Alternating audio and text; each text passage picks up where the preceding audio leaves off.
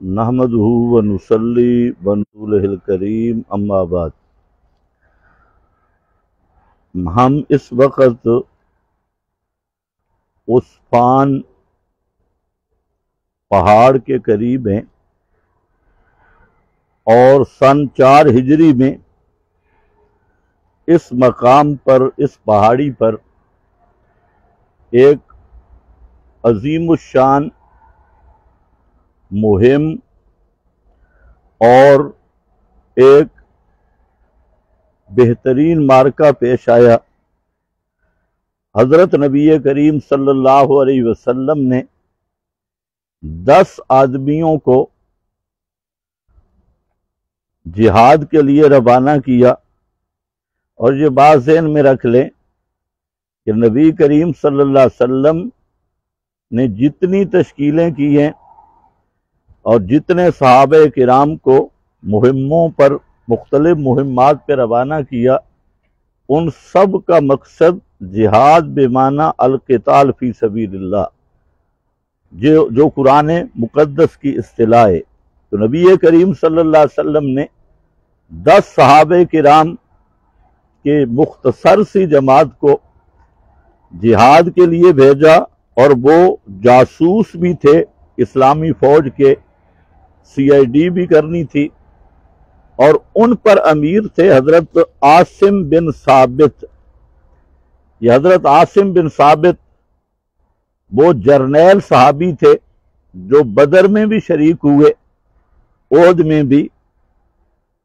تو حضرت عاصم کی قیادت میں یہ قافلہ جب اس مقام پہ پہنچا جو آپ کے سامنے ہے، یہ نیچے وادی ہے، تو یہاں کے جو لوگ تھے قبیلے والے 200 کے قریب مشرکین حضرت عاصم کے تعاقب میں نکلے۔ یہاں پر جب پہنچے تو صورتحال عجیب ہوئی، زبردست معرکہ ہوا، لڑائی ہوئی، اور حضرت عاصم رضی اللہ تعالیٰ عنہ اور ان کے بعض ساتھی اس پہاڑی پہ چڑھے، کچھ شہید ہو گئے، 7 ان میں سے شہید ہوئے، اور 3 جو ہے اس پہاڑی پہ چڑھے۔ تو مشرکین نے امان دینے کا بہانہ کیا، اور مشرکین نے کہا کہ عہد اور میثاق امان کی شرط پہ نیچے اتر آئیں۔ تو حضرت عاصم بن ثابت رضی اللہ تعالیٰ عنہ نے توحید کی غیرت سے بھرا ہوا جواب دیا، اور فرمایا کہ کسی مشرک کے عہد اور پیمان کا کوئی اعتبار نہیں ہے۔ اور ساتھ یہ کہ حضرت عاصم رضی اللہ تعالیٰ عنہ نے لڑائی شروع کی اور ان کے عہد پیمان پہ اترنا، اس سے انکار کیا۔ اسی اثناء میں حضرت خبیب بھی تھے، تو حضرت خبیب یہاں سے گرفتار ہوئے، مکہ کے مشرک ان کے حوالے کیے گئے، اور پھر حضرت خبیب کا واقعہ بخاری شریف میں ہے جو طویل ہے۔ جہاں ہم حضرت عاصم رضی اللہ تعالیٰ عنہ کی بات کرنا چاہتے ہیں کہ حضرت عاصم بڑے بہادری کے ساتھ، بے جگری کے ساتھ مشرکین کے ساتھ لڑے، اور بالآخر یہاں شہید ہوئے۔ یہ اونچی پہاڑی ہے۔ مشرکین نے یہ طے کر رکھا تھا کہ عاصم کی سر کی کھوپڑی اتاریں گے، اور جن بڑے بڑے گبر مشرکین کو حضرت عاصم نے قتل کیا تھا بدر میں، تو اس کا بدلہ لیں گے اور ان کی کھوپڑی میں شراب پیئیں گے۔ یہ مشرکین طے کر چکے تھے۔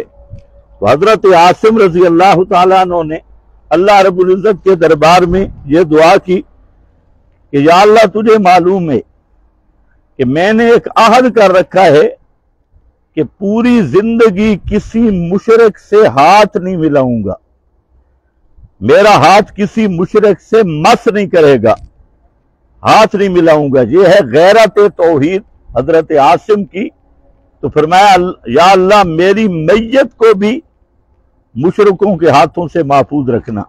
تو حضرت عاصم یہاں شہید ہوئے، تو حضرت عاصم کی میت کو لینے کے لیے مشرکین آئے، تو اللہ تعالیٰ نے شہد کی مکھیوں کا ایک چھتا بھیجا، نر مکھیاں تھیں جو اس لاش کے ارد گرد بیٹھ گئیں اور حضرت عاصم کے وجود کی حفاظت کی، اور مشرکین وہاں سے بھاگنے پہ مجبور ہو گئے۔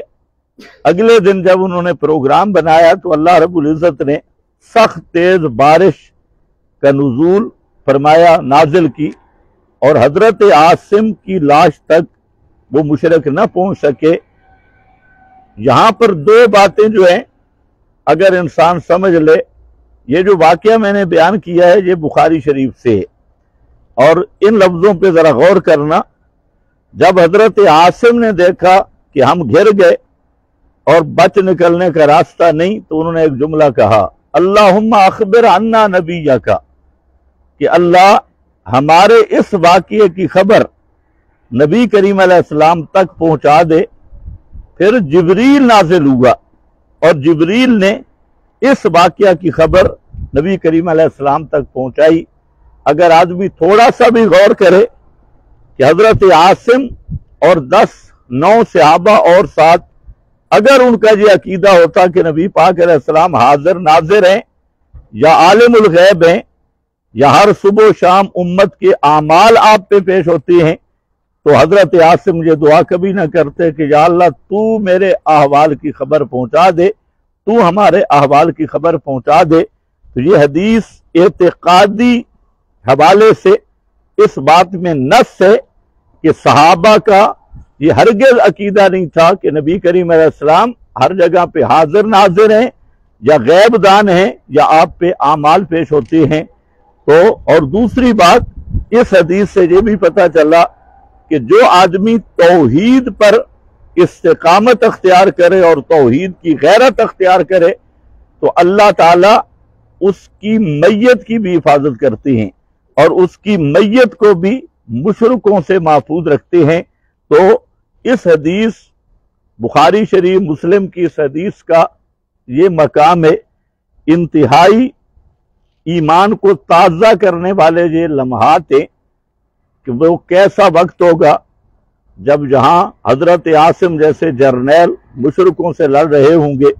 یہ ذرا دکھا دیں، یہ تقریباً حضرت عاصم کی میت، یہاں ایک غار ہے اور نیچے ممکن ہے اس میں حضرت عاصم کی میت ہو، یا اللہ ہی بہتر جانتا ہے۔ تو جگہ یہی ہے اور وہ پہاڑی بھی یہی ہے جس کی تفصیل بخاری مسلم کی حدیث میں موجود ہے۔ ان کو ذرا یہ غار بھی دکھا دیں۔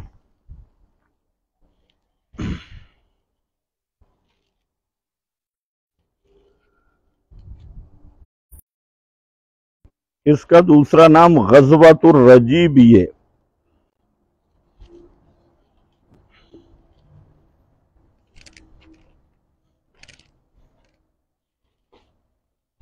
ہم نیچے کی طرف اتر رہے ہیں، جو یہاں غار ہے۔